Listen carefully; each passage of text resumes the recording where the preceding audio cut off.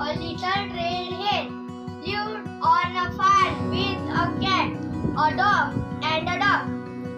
एक लहान लाल रंगाची शेतात कोंबडी राहत होती.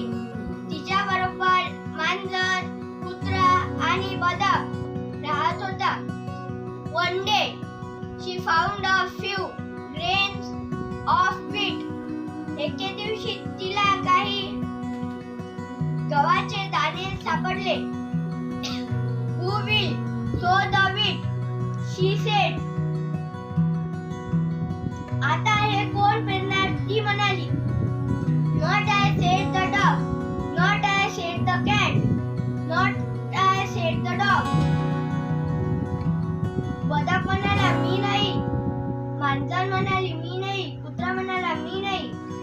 Very well then, said the little red hen. ठीक आहे बरं. लहान लाल रंगाची कोंबडी म्हणाली, I will.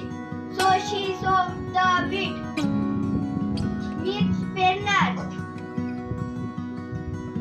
After some time, काही वेळानंतर, the wheat grew tall with ears full of grain.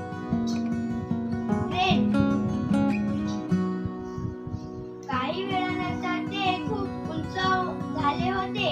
Who will cut the wheat? आता याची कापणी कोण करणार? asked the little red hen. लहान लाल रंगाची कोंबडीने विचारले.